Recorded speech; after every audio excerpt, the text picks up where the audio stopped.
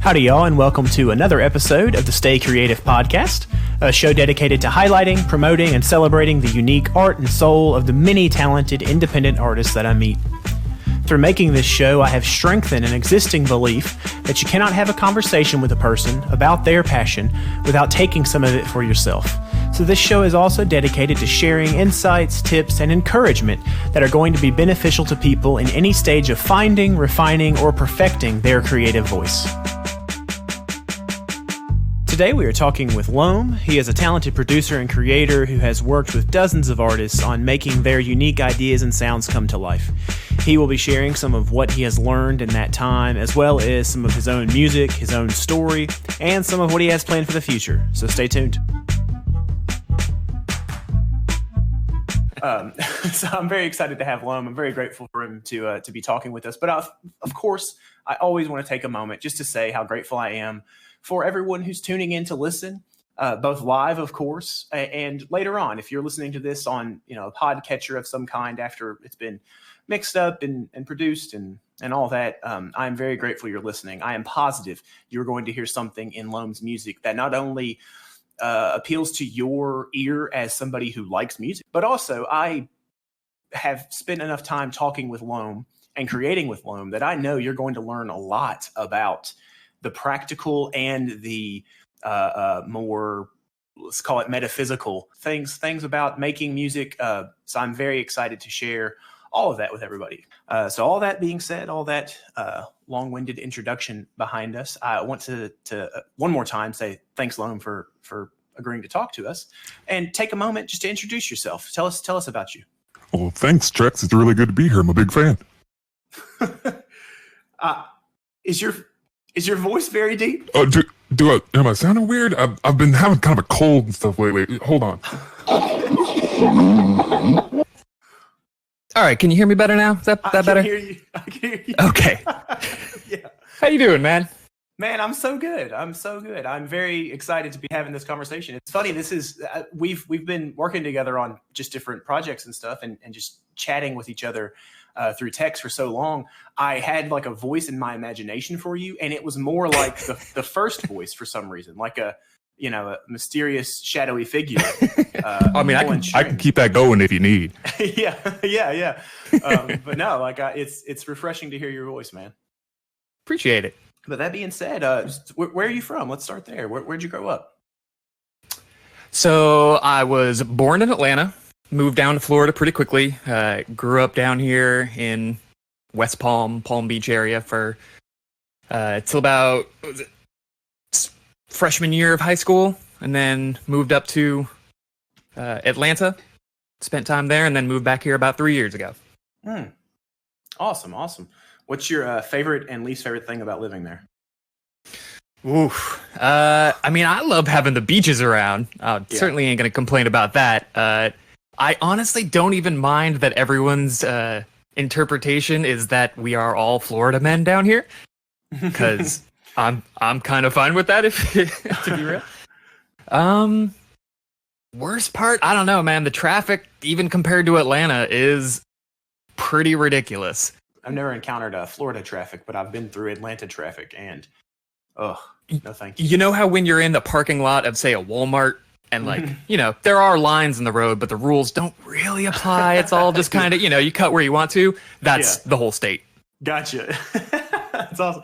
Florida man paved these roads, and Florida man will use exactly. Yeah, I like it. When did you start making music and all that? Where were you living at the time? I was probably still down here in Florida. About somewhere in middle school, got a guitar for Christmas, started going that way, was in band playing trumpet at the time, and kind of just haven't been able to stop since then, between punk rock bands and, little house shows and stuff like that, eventually getting onto the computer and started programming everything, which came probably, that was maybe 2005. I kind of switched from being in a band to being a more producer-based. And just kind of can't stop. Yeah. So you said you started on trumpet? Yeah. 3 years of trumpet in middle school band. Yeah. That's awesome. Do you ever still play trumpet? No. Not a chance. Yeah. I remember, I think I've told this story before, but the first instrument I ever actually tried to play was French horn, and that was in maybe the sixth Ooh. grade. And it was a train wreck, and I gave up on music for a good little while after that. Yep. Awesome. So in that early time, like it sounds like you kind of went from trumpet, and the next thing you said was punk rock band. So who were some of your influences early on? And At the time when I was in high school down in South Florida, we had bands like Newfound Glory and Dashboard Confessional coming out of here. Yeah. So there was, I'll say it with air quotes, there was a scene down here, but there was some sort of pop punk brewing down here, and so I was into a lot of those style bands, the Blink-182s, the Unwritten Laws, all that stuff. Yeah, awesome. And so the early music that you played, did it sound kind of pop punky, or would you say that it was missing that mark? No, it was definitely only trying to emulate the bands that I had heard. So like, okay. it probably took me another 4 or 5 years to learn, a fourth and fifth chord to play in a song. Awesome. Yeah. It's funny too. Like I remember that stage in my own songwriting and guitar playing where I had the minimum amount of chords to write songs. And that's all I did from then was just write songs with those chords. And it took me similarly, probably 8 years to just decide to learn more about guitar. But all you need is those three. And especially if you've got some good rules in place of only knowing 3 chords, it kind of opens you up. Yeah. So in those early pop punk and punk bands, did you were you the songwriter, or were you just kind of the rhythm guitar, lead guitar? What were your roles in those bands, I guess?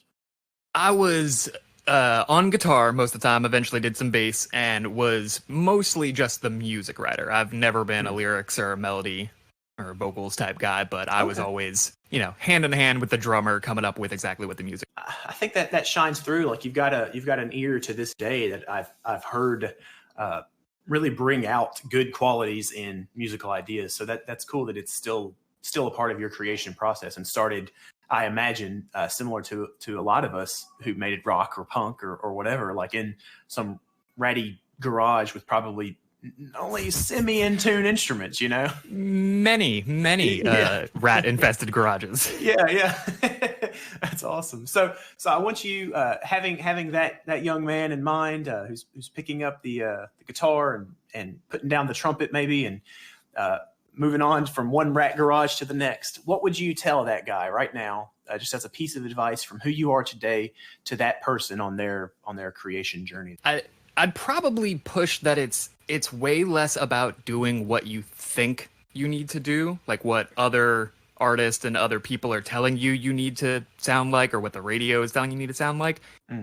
And get rid of all that right away and just focus on what sounds cool to you, what you like doing.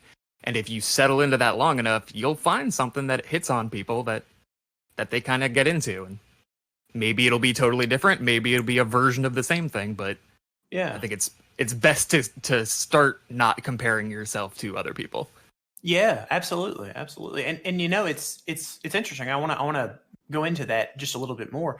You have described starting off making this punk rock type music, pop punk, and the Florida scene, we'll call it, type music. And to fast forward to today, not to get too far ahead of ourselves, you are currently making kind of multi-layered electronic and kind of dance tracks and pop tracks and things like that. So sure. What were the steps of discovering what you wanted to sound like between that early playing like the scene up to now? What was that like for you?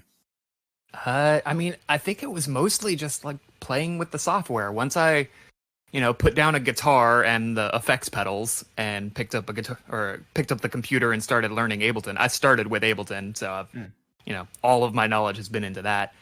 And once you just start twisting knobs more and more, you start realizing all these different sounds, and you're like, oh, that kind of sounds like that hip hop song that I was doing, or this synth sounds like that house song that I like. And being a fan of all those different genres, you kind of, all right, well, let me try and make one that has more of a house beat and one that's kind of more of a hip hop beat.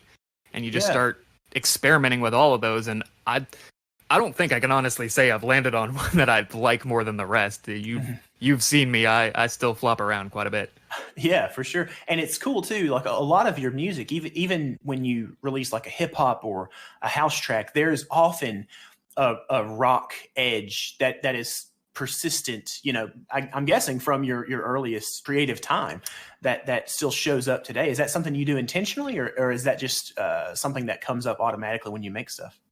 That's probably the part of me that's more natural and at home feeling. Like, I'll take any song and just blow it up, make it as full sounding as possible till it's a wall of sound. Yeah. The thing that's harder for me and is a good practice is making songs that are wide open and spacious and, have 3 instruments. And making that sound just as good and as powerful is trickier, and that's the stuff I have to work towards for sure. Gotcha. Yeah. That's really interesting. I know since I have known you, you have worked with. I'm gonna ask you if you have a number of just the number of people that you've worked with, IMF specific or otherwise.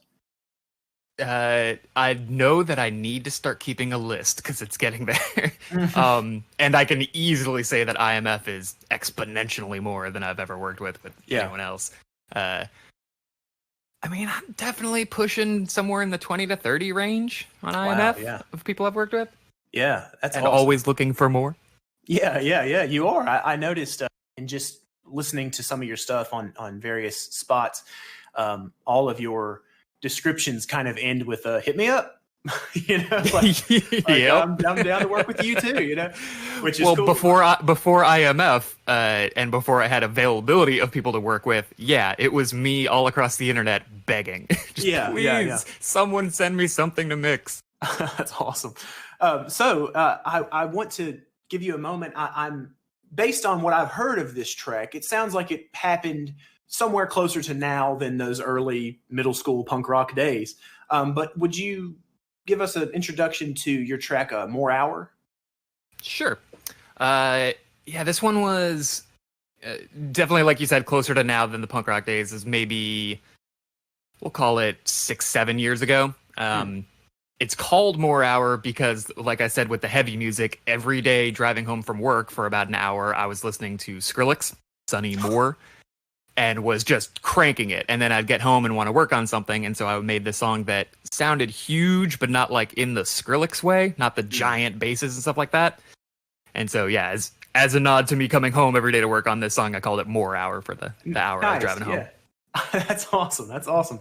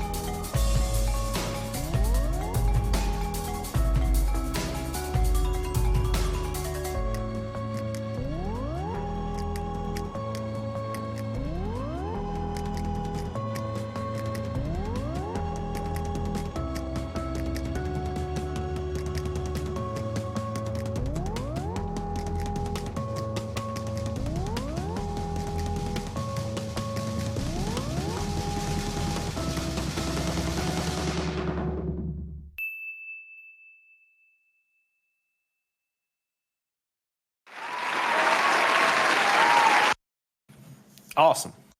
I really enjoy that track. I was trying to maybe say in the chat while it was going, just how adventurous the music feels. Like it feels like it feels like being too far away from home in the woods. You know what I mean? And I love that. I really enjoy just the way it makes me feel. You know, listening to that marimba or that vibe part in the back. Well, thanks, man. I appreciate all that. Early on, like when you were crafting something like that specific piece, was that just throwing on layers and seeing what you liked and what you didn't? I don't have one specific way that a song comes out or an idea starts. For that one, I was probably more playing with synth sounds and discovered that kind of, I don't know how you describe it, the one that slides up during the chorus. Yeah. I think I found that and started basing everything else around that. And then, Okay. All right, I need a B section, so I'll bring in the xylophone and stuff like that. Mm-hmm. I was mostly playing with sound design at the time than any sort of composing a good structured song. Yeah. I mean, well, I think to some extent, like, it sounds kind of like that. It sounds like a joyful experiment with sound. Right, yeah. Yeah. So So I feel you. would you say that a lot of your ideas start with just sound experimentation, or as tunes in your head that you sit down to create? So before IMF, when I was mainly more trying to do quote unquote LOHM stuff, that's more if I don't have a specific idea in my head of a sound, then I'm, kind of like I know Mark does, where you just go into the DAW and you start pulling things in, and once you find a sound that kind of inspires you, you go from there and build on it. But with IMF, I've gotten a lot more time in on, I'll get a track from Starcry that maybe is 2 sections, and we'll work on some more from that.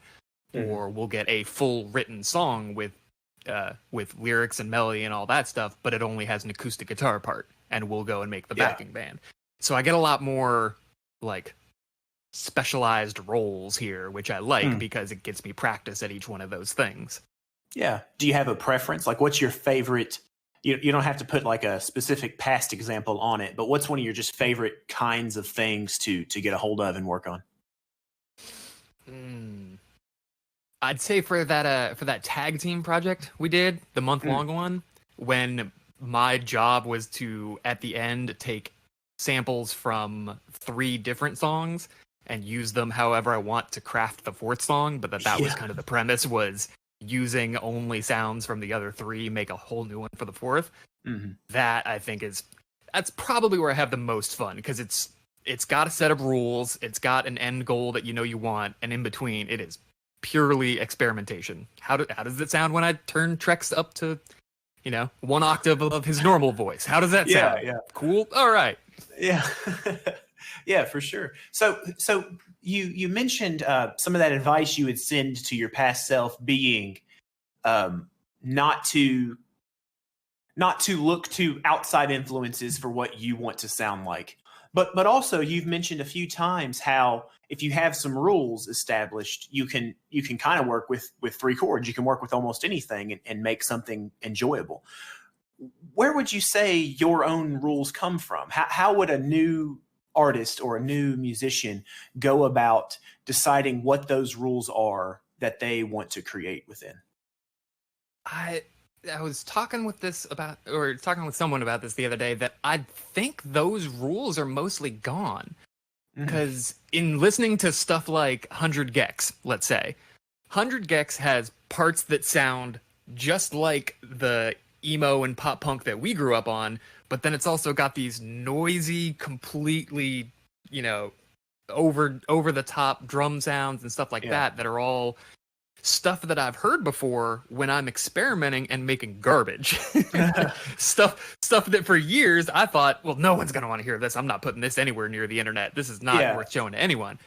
But apparently there were a generation of kids who didn't feel that way, made those same sounds and threw them up on the internet. Lo and behold, everyone loves it.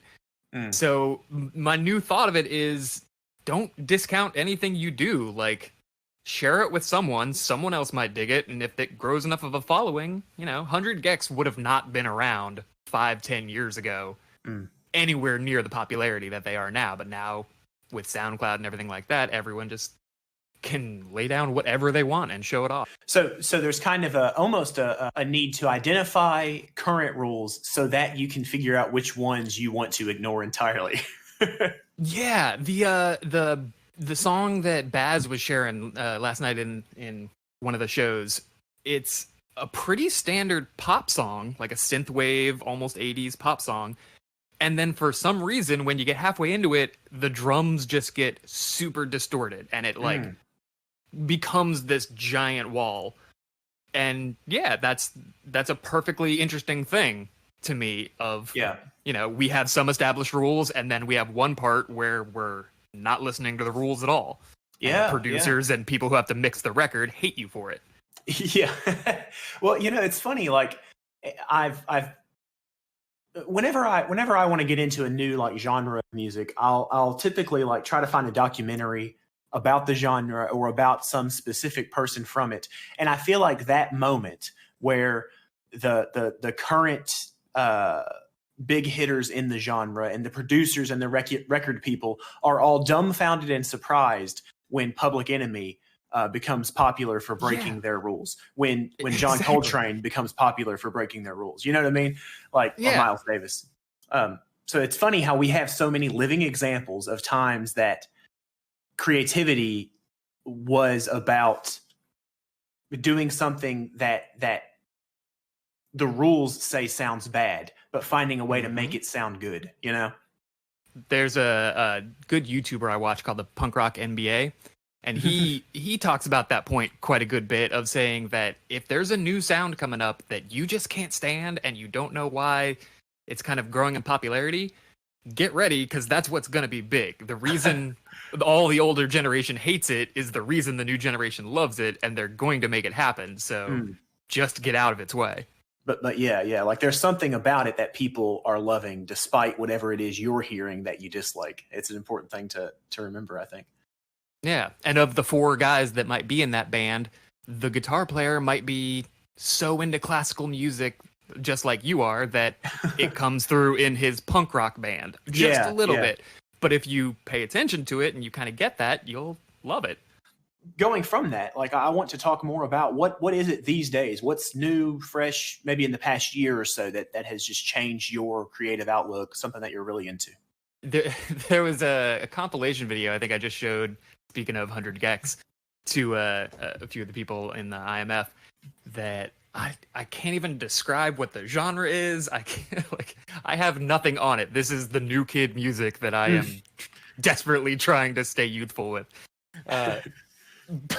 But yeah, just a bunch of really unique sounds all throughout it, and yet it fits on one compilation really nicely, and then ends with this girl going down to a lake and singing all beautifully, recording on her iPhone, and then turns into screaming at the swans and like people standing around, and she's just squawking at the swans at full volume, and then just goes back to singing gracefully and walks away.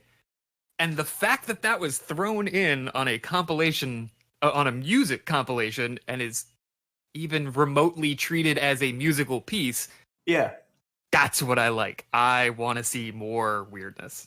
Yeah, weirdness. Outsider art, I think, is a catch-all phrase for that kind of stuff. I need you to send me whatever the heck that is. Swan Girl. I've gone back to it so many times, just trying to figure out what's going on. Yeah. I think there's room for the curious WTF moment in trying to enjoy new music that you don't so much like too. I think that's a hook as well. Exactly.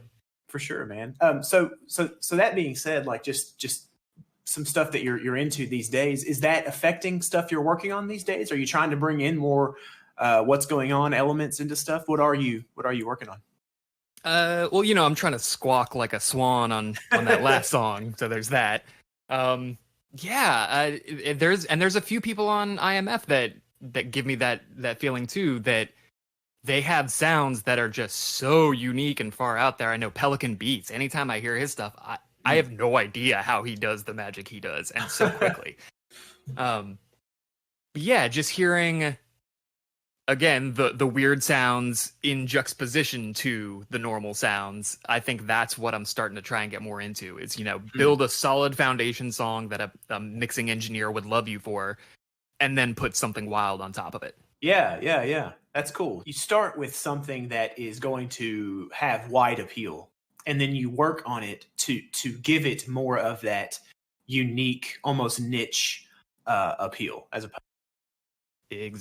to just keeping it kind of the more generic current mainstream. Yeah, you're aiming for next year's mainstream. Some one weird sound that for 5-10 seconds goes on that people remember that, if they hear that on the radio, they'll remember that the song was good, and then they'll remember that one part that really stood out. Yeah, absolutely. I have definitely had moments where I am humming a part of a song, or even like I have one line of lyrics stuck in my head where I have to go Google it to find the song, Yeah, exactly. Yeah, that's awesome, man. Well, I hit you up late yesterday to explain that I had one game in mind for our interview today. I changed from that game idea to a slightly different one.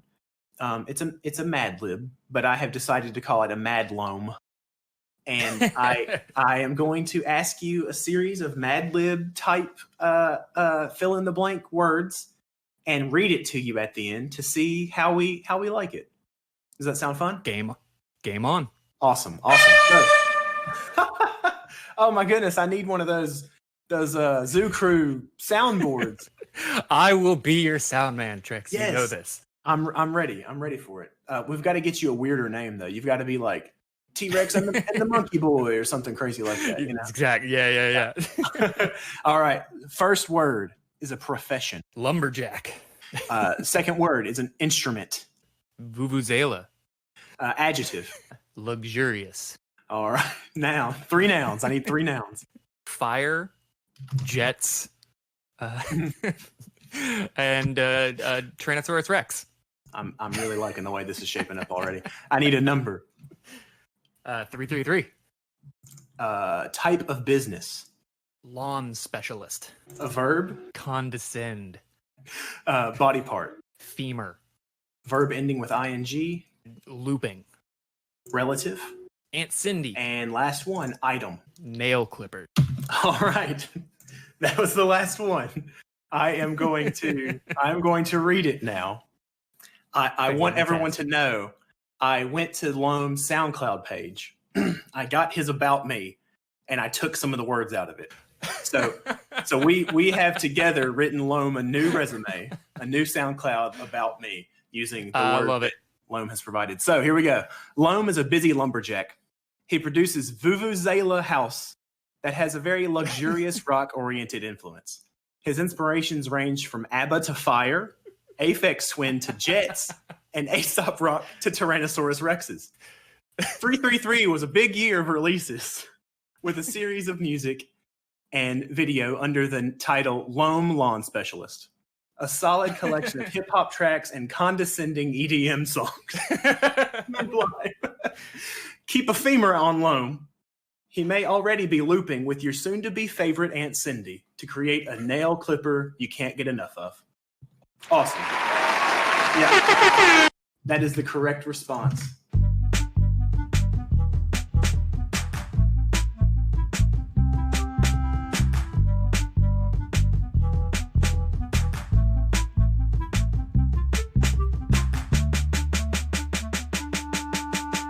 Howdy again, y'all. I hope you are enjoying the interview so far, and specifically enjoying the increasingly strange games I am coming up with for my guests.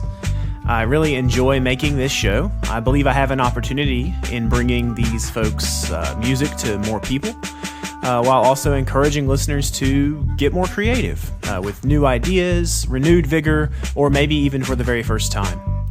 Because I believe the time and trust given to me by these artists is very valuable, I would like to ask you to share this show with a friend. Subscribe on your podcast listening app, or rate and review if that's an option you have.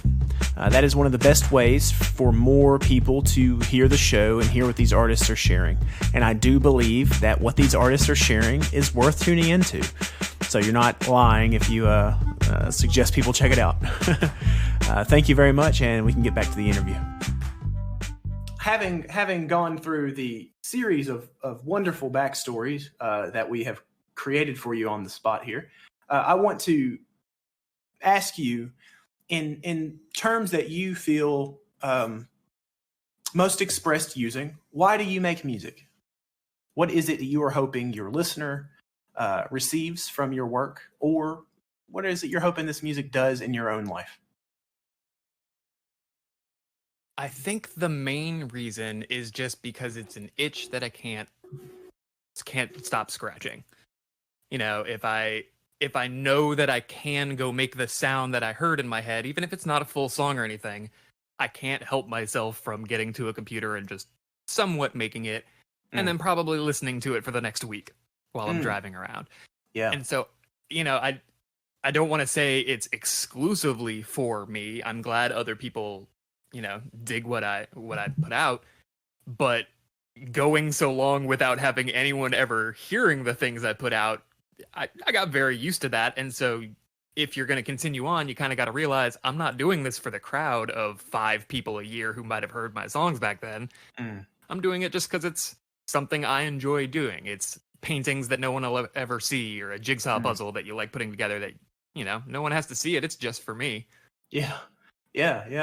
It's funny you mentioned creating something and then driving around and listening to it on your own for a week. You know, I think that is something that everyone does and feels weird saying they do.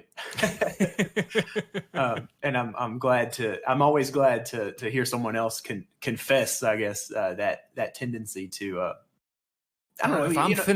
If I'm finishing up projects, like a good amount of projects, I might go the whole month without touching the radio or Spotify. Yeah. Just version 2.0 of the mix. All right, what about this track, version 5? Let's do that. Yeah. I will often, if I'm, you know, putting a drum track on something for someone, I'll just listen to like the drum track alone and then the weird mix version of it that I've done. And I'm like, if I were to you know, be in an unfortunate accident and someone, you know, found me, they'd be like, you're just listening to some drum music over and over again when he. What a weird and poorly played too. It's really weird. Yeah.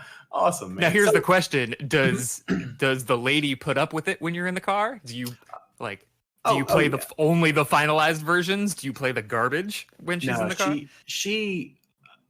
I'm gonna use the universal term for I feel bad, but bless her, she listens to pretty much whatever nonsense I'm currently working on. That's a keeper right there. Oh yeah, absolutely. She usually way before it's done, you know, way before it's something worth listening to, she has heard it more than anybody ever should. What about you? Is that something that is pretty regular around your house? Oh, 100%. My poor girlfriend works from home most of the time, and we don't have brick walls or anything in this place. So she, if you've heard a song from me, she's heard that song at least like 2 weeks running before that. Yeah. That's awesome. I guess like not even because she lives and it's coming through the wall. Oh, even worse. She'll hear me working on it all day, and then when I finally wrap up and go hang out, go eat some dinner or whatever, I'll be like, all right, so you want to hear the updates? And in the back of my head, I'm like, you heard literally hours of this today through the wall. Yeah. Oh man, it's an important role that the spouse and primary supporter of an artist has to take, where they, because it's funny, if she pointed out, I've heard it a million times through the wall, that would hurt really bad to hear. Right. But because she pretends, it would make you think about it for sure, right? You'd be self-conscious every time. Yeah, she pretends she hasn't, and she's like, oh yeah, sure, you know, I oh yeah, to put up with it and then be supportive of it on top of it is yeah all anyone can ask for. Yeah, man. Awesome. So what is next for LOHM lawn specialist coming up? I know you're working on so many things at any given time. But what is it all adding up to for LOHM specifically? I know a lot of the stuff that we've worked on together is being released under other artists, pages and stuff. Are you working on something more full length? Or are you working on singles and EPs that are going to be under LOHM? Yes to all of it. Mm. I as you know, definitely like keeping my hands busy in tons of other little projects that aren't LOHM based. Mm-hmm. I do have on the back burner before I came to IMF a 9-song, pretty much full length album that I decided I wanted for the first time try and get vocalists to work on. And as this was before IMF, finding vocalists was impossible. So now I'm starting to line up the pieces for that and starting to get things flowing. So that's awesome. Yeah. But probably well before that is working on a collection of remixes. So eventually, in a couple months or so, put out a 5-6 song remix EP of plenty of other friends that you know from IMF. Yeah, awesome, man. I am excited to hear that. So you, if I'm understanding correctly, you already have all the vocalists you need. Like you're at this point working on finishing it, not still searching. Still searching on some songs. I have, I'll send one song out to one person and give them some time to work with it and either do something or kind of, get busy with other things or, whatever life happens. And at that point, I'll move on to, all right, who's someone else who could fill that role? And so I still have the whiteboard filled with everyone's names. I won't say I have a ton of vocals coming back yet, but that's something that I knew, I'll get these connections once I do work for these people. If I help a singer get their song out and then I go, hey, by the way, I kind of got this other song. If you want to take a look, I'll help, do that. That's way better than just going on the internet and shouting, someone please help me. So yeah, new coming into this, that you put in the work helping other people with their dreams and their goals, which is fun as well. I no problem with doing that. Then yeah, but when it's time to come back to that full length I got sitting on the back burner, I'll have some ammo. Yeah. The willingness to give without possible or without guarantee of that person helping you at all. Like you are not only helping other people realize what they're working on to its fullness, but also I feel like the practice you gain from working on all this stuff is only going to add to the quality and magnitude of this eventual full length, Precisely. The more I work with other people and get exposed to their ideas and the way they do things, the better off I'll be. Yeah, heck yeah, man. I believe it. I want to give you an opportunity. This is the section I like to call homework. So just suggest to me specifically, but also the listeners, an album, a book, a movie, a video game, a comic strip, one thing that you think people need to experience or check out before they die. What would that be? I had thought about this a whole bunch before and came up with a bunch of answers, and this one's just totally off the spot. But I think that guy that we were talking about the other day, Mark Rebier, he is he pretty much just plays keyboard and vocals, and he'll loop it and create a song progressively on the spot, improv every time. It's a perfect thing for any other musician to be listening to realize that, this guy that is doing, he's very successful. He obviously has clear talent and knows how to write a banging song, that sometimes he comes to the table and, 30 minutes of garbage. At the end, you're like, all right, that just didn't click. All right. Anyways, moving on. And to know that like anyone, John Paul Jones probably wrote thousands of songs that were garbage. And, to learn from that, I think is a really cool thing. And on top of that, he is hilarious and crazy talented and very amusing. He reminds me a lot of Reggie Watts, but just with a great deal more vulgarity. Yeah, and he gives credit to Reggie all the time. Yeah. It's good stuff though. Yeah. So would you say that just checking out his YouTube in general would be the place? Yes. Being that that everything's improv, he doesn't at this point have a full length release of anything anywhere. So yeah, you can just go to YouTube and he has years worth of clips of, sometimes it's a full live show, sometimes it's this 7-minute section where he was killing it, but there's all sorts of stuff on there. Yeah, that's awesome, man. I have checked out some of him since you introduced me to him, but a lot of times for me, I'm just like, I don't understand what's happening. I need something I understand. But knowing the confusion is part of the game, I will give him a additional listen. That's what I love about it, is trying to pick out, okay, I heard what he did there. I heard what the change was in the song that is going on and evolving at the same time. And that's really cool to me. Speaking of making legit songs, this next track that we are about to share with everyone is two of my favorite IMF artists, magically. And I'm not even going to spoil who and what it is. So I'm going to let you introduce it, name and all, at this point, and then we'll get ready to play it. Sweet. So our very own somewhat incognito was playing a IMF game called Genre Spin, where you roll a dice and you get a genre selected for you, and you have 1 week to go create that track. He rolled orchestral, which is a little bit outside of his wheelhouse, but he went and tried that, and he knocked it out of the park. It was such a good song in such a weird setting for him.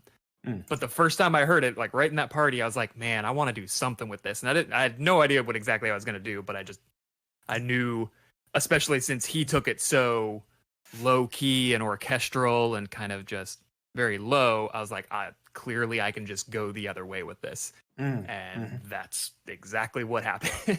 Awesome. Shout out to Beware Robots, who played drums on this. Awesome, man. I'm going to hit play. Cool.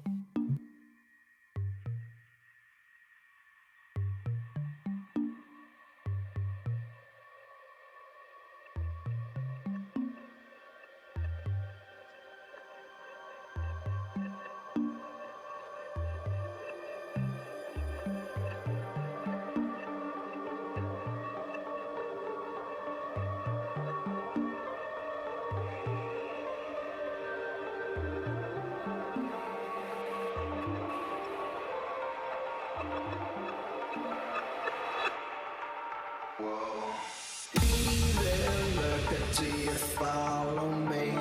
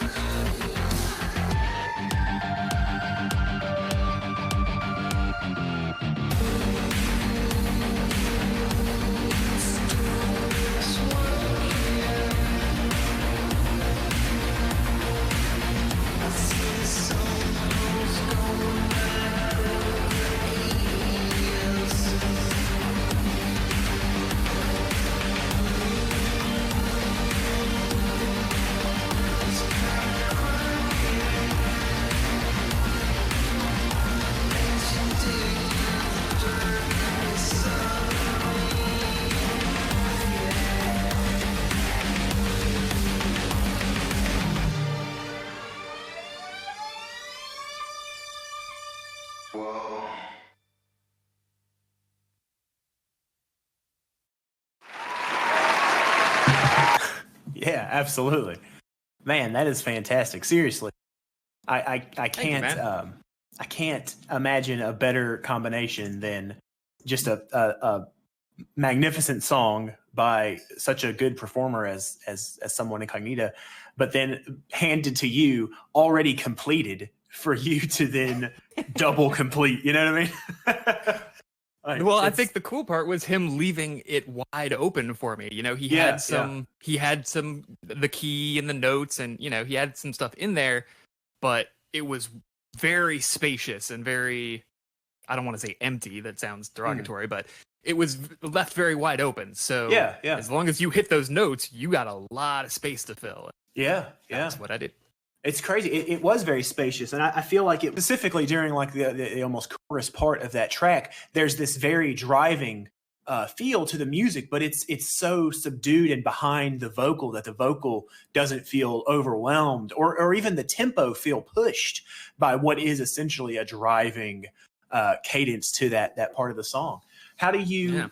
So when you're handed something that's so complete, like how do you go about deciding what things to start changing? It's tricky. Luckily with Mark, he sent me all the MIDI files as well as the audio files. So it was based for those not super into production. It is, here's the sound I made, and here's basically the sheet music for it. So if you want a different instrument to play it, you can use this. Here's the part they played. So I was able to get both of those, which let me drop, you know, a part that he had on a violin onto a mega crazy synth or something like that. And did a bunch of experimenting with the sounds of the notes. Kind of got a feel for, okay, it's going to be this big, this style, whatever genre you want to call that track. And as soon as you start getting that direction, then you can start putting all the other pieces in place. But there's always at least a couple of first run sessions where my mind is blank and I'm just, all right, well, let me grab this part and see what it sounds like with a 90s drum beat behind it. Garbage. All right, let's see what happens when I turn it into a drum and bass song. Also garbage. All right, let's. It's incredible, man. Like I've heard some other remix done before, and it's just wild how a whole new song is created. Kind of like you were talking with that tag team thing. You know, you created a whole song out of sounds used in other songs, and I think that's a really worthwhile experiment. If it's something that you haven't done before as like a listener right now, I think it would be really cool to try. I know it's something that I really enjoyed on Life's Everyday Soundtrack, being given sounds and figuring out interesting ways to use them, you know? Yeah, exactly. But yeah, man, so we have reached the part of the conversation where I ask you to maybe shout out whatever online media you would like people to be directed towards. I exist in the normal places online. You can find some of my more finished products on Spotify, and apparently under a bunch of different names. There's Closer to the Stars, there's LOHM, there's Sober Mesa. There's a few different projects I've been in, but LOHM is the one you can easily search. And if you go to SoundCloud, you can hear more of the collective LOHM experience, where songs that maybe aren't fully finished or fully realized yet, they exist there. And then on YouTube and Instagram as well, you can find some more content. Awesome. Yeah.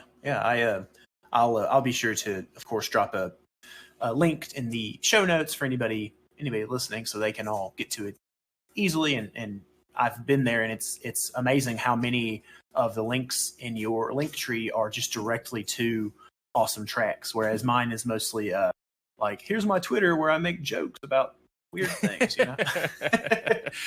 Yeah, man. So I'm excited for people to connect with you online and hopefully, man, work with you. I think it's been refreshing to work with you. I've worked with other people who had called themselves producers before, and they're always very bossy. Like, they very much want the song to be their creation. Whereas I feel like every time you touch something, it stays the person's creation, just a more realized version of itself. And I really appreciate that about you.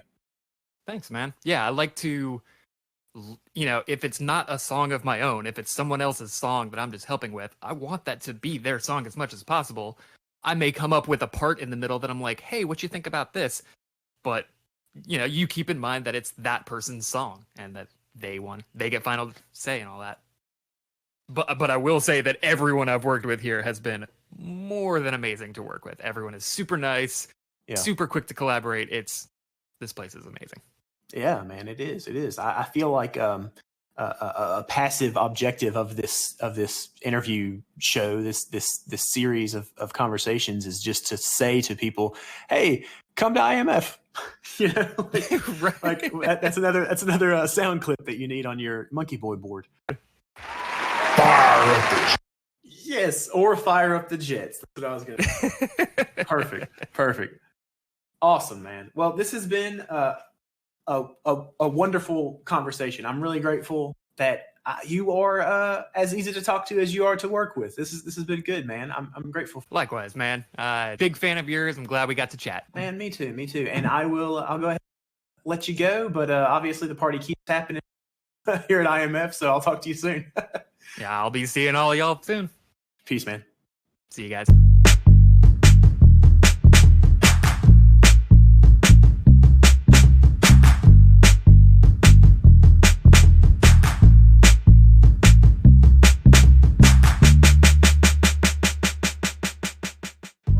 I'm really grateful for LOHM's time today and everything he was able to share with us. His music, of course, but also just his experience that he's had working with so many different people and on so many different things.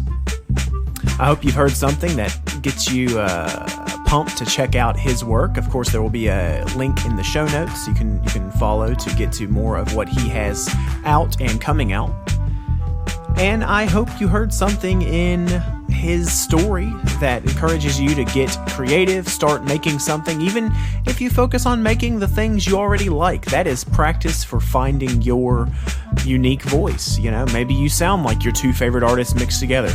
Maybe those artists have never mixed together before, and it's going to be awesome to hear you do it. So give it a try. I hope to hear it soon. I hope you're here for the next episode.